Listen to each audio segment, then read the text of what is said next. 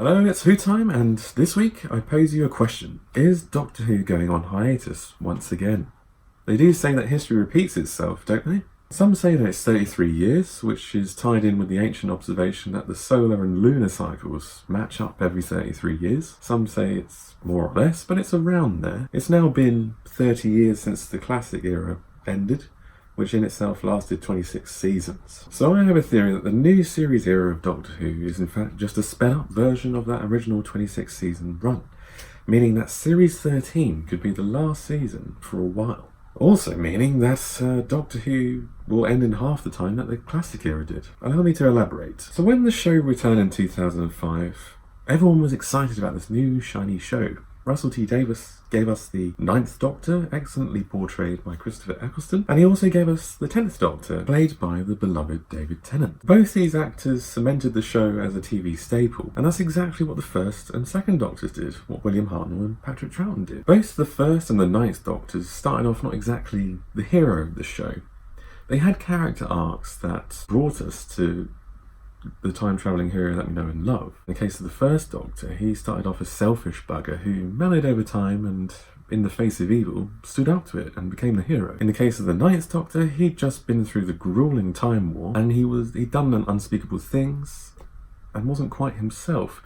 Over the course of Series 1, and with the help of Rose, he eventually found himself and became the hero once again. By regenerating in the finale into Tennant, the first series almost encapsulates the whole of Doctor Who in a way, and with the Christmas special that year, Tennant firmly established himself as the hero with his fighting hand. Similarly, as soon as Troughton appeared, he was up against his arch nemesis, the Daleks, and he thwarted them, establishing himself as the hero, capturing hearts and ensuring the longevity of the show.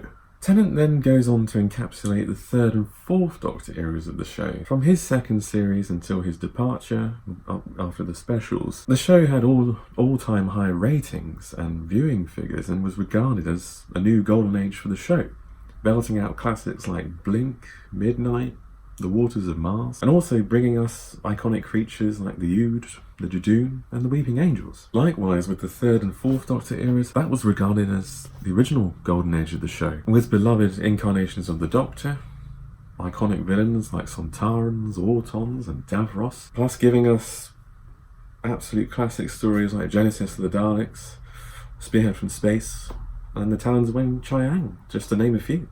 Both David Tennant and Tom Baker cemented themselves as iconic portrayals of the Doctor, with fans arguing over who's better to this day. BBC were obviously aware of this in both their respective cases, and they weren't sure how to handle the show after they left. After Tennant departed, the BBC were seriously considering axing the show, but fortunately Stephen Moffat showed a way forward. In the case of Baker, he'd been in the role for 7 years and he was notoriously quite difficult to work with, and so initially the BBC were quite happy to see the back of him. But as the show began to decline in the 80s, the BBC were considering bringing him back. So with big shoes to fill, we have the 5th and 11th Doctors, Peter Davison and Matt Smith, respectively, coming in. Both of these actors were the youngest to take up the role in their respective eras. Both of their eras had big arcs. So we had, with Matt Smith, with the 11th Doctor, we had the Crack in Time and the Silence. In the case of the 5th Doctor, Peter Davison, we had the Black Guardian and obviously the Doctor's arc himself over 3 series. Both of their eras also had heavy references to lore and past stories. So in the 11th Doctor era, we had the Pandorica storyline that saw the return of a lot of big villains from the show's past. Series 7B was also just littered with references, in-show references to past stories and characters and all the rest of it. And that was all in the lead up to the 50th anniversary. In the case of the 5th Doctor, Pete Davison, we had the return of Omega, the return of the Brigadier, we had the return of the Cybermen after 7 years. Also, both eras have big anniversaries. In the case of the 11th Doctor era, we have the 50th anniversary, the Day of the Doctor. In the case of the 5th Doctor, we have the 20th anniversary with the 5 Doctors. Last but not least, both eras had big shocks in them. So with the 11th Doctor era, we had the introduction of a new incarnation of the Doctor, the War Doctor. In the case of the 5th Doctor, we had the death of a companion, Adric. Spoilers. So in both cases, the ratings and viewership started to drop off somewhat as the respective Tennant and Baker fangirls and fanboys left, leaving the hardcore fans and some newbies. So now we hit the 6th and 12th Doctors, played respectively by Colin Baker and Peter Capaldi. Funny that 12 is double six. So both were established actors, not known really for playing hero type characters, but more baddies. So Colin Baker was in a show called Brothers, and Peter Capaldi was in a show called The Thick of It. Both of the actors had been in Doctor Who previously as different characters. Colin Baker played Commander Maxwell in the Ark Infinity, and Peter Capaldi played Caecilius in The Fires of Pompeii in Series 4. Both Doctors were written purposefully less likeable initially. This allowed them to have an arc where they mellow. This was also a reaction to the much more amenable incarnations that preceded them. The writing in both eras became darker and grittier as well. In the case of the 6th Doctor, we had stories like Vengeance on Varos, which had acid baths and video nasties. In the case of Capaldi, the 12th Doctor, we had stories like Dark Water, Death in Heaven, that two-parter, which dealt with cremation and people coming back from the dead as Cybermen. References to lore and previous stories also weighed quite heavy in both these eras, which probably alienated the casual viewer. In both eras, the ratings and viewership started to decline somewhat more as well, due to this change of tack with the Doctor being less likeable and the darker themes. Fans started to blame poor quality writing, including Chris Chibnall, the current showrunner. He levelled that complaint at season 23. It could have been a lot better. It could have been slightly better written. That is an example of history repeating itself as well, because a lot of that complaint he had is pretty much what fans today have as a complaint against Series 11. But that's another story. In both eras, the episode count would decrease, and also the show would be produced less often. In the case of the 6th Doctor era, there was a big gap between season 22 and 23. There was an 18-month gap with a threat of cancellation. In the case of Capaldi's time, there was a big gap between series 9 and 10, meaning there was no series of Doctor Who in 2016, apart from a Christmas special. The BBC weren't exactly great to Colin Baker and Peter Capaldi. Admittedly, one's a lot worse than the other. In the case of Colin Baker, there was a threat of cancellation between his two seasons. He was also then ousted, forced out by the BBC at the end of season 23. He originally planned to be there for the long haul. Fortunately, Big Finish took him in and allowed his incarnation to flourish and to flesh out his character. In the case of Capaldi, it was a lot tamer. But did you see this article from the Sheffield premiere of Jodie's first episode? They just say, oh, he wasn't universally loved. Not exactly a nice parting gift, sullying his Doctor on the way out, especially when he's arguably the best actor to play the role. So in reaction to these eras, we get the 7th and 13th Doctor eras. We respectively get season 24 and series 11. So both these eras try to take the show in a new, fresh direction to shake things up. There are no references to the old, there's lots of new things, different style and approach, nice new CGI and visuals.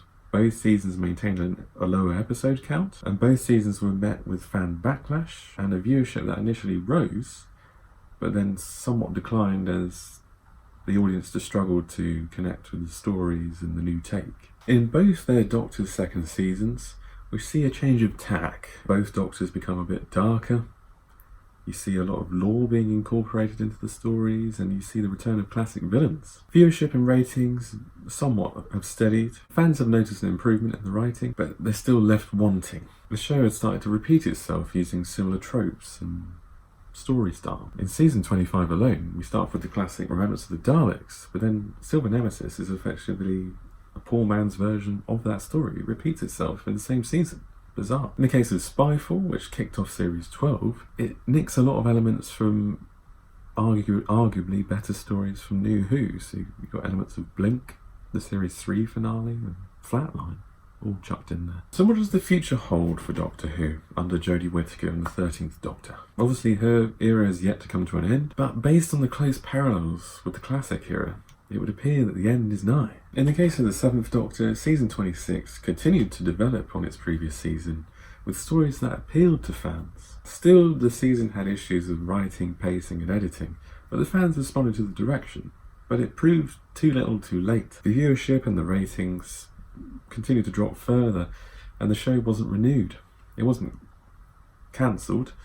They tried that in 1986 under the Sixth Doctor era. It got a lot of backlash, so it just wasn't renewed, and effectively it went on hiatus. Currently looking at Series 12, the viewing figures and ratings have steadied somewhat, but there's still a gradual drop each week in the consolidated figures. Overnights were about 4 million, but with Spyfall it started off at just shy of 7 million.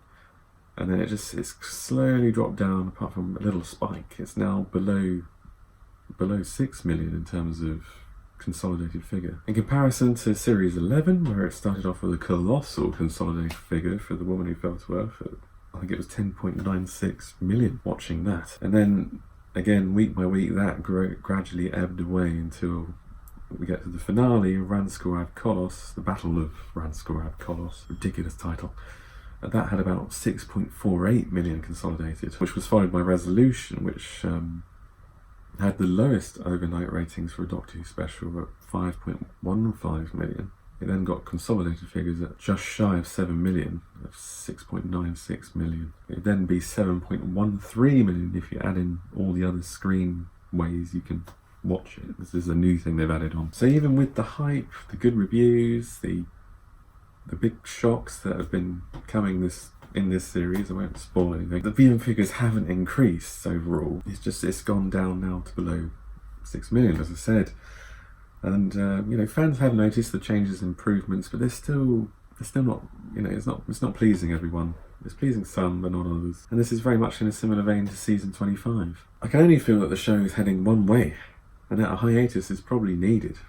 Average Joe, the viewing public, are bored of the same old story tropes and mediocre stories. A lot of fans agree with them. Fans are also fed up with other aspects to the show, and probably a lot more critical of it they are today than they used to be. There are also a couple of external factors that are worth considering.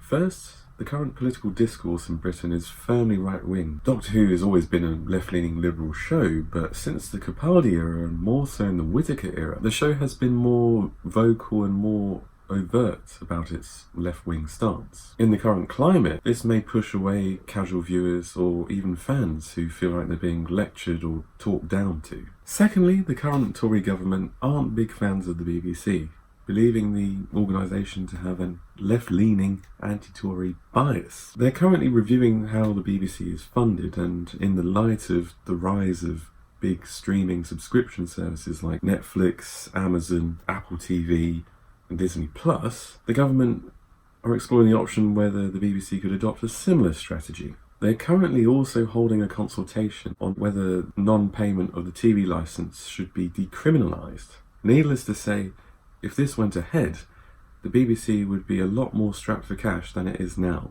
So how would this affect the funding of Doctor Who? Would there be insufficient funds for the show? More than likely. Currently we get 10 episodes plus a special every 18 months. In the heyday of the show, 10 years ago, we were getting 13 episodes plus a Christmas special every year.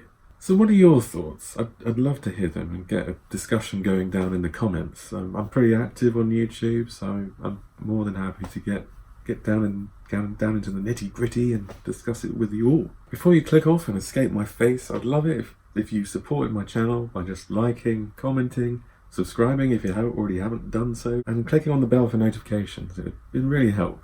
Also, don't forget to follow me on Twitter. You can see my thoughts about Series 12, new merch, I'll have polls, all sorts of stuff going on. My Twitter handle is @WhoTimeUK. See you in the next video.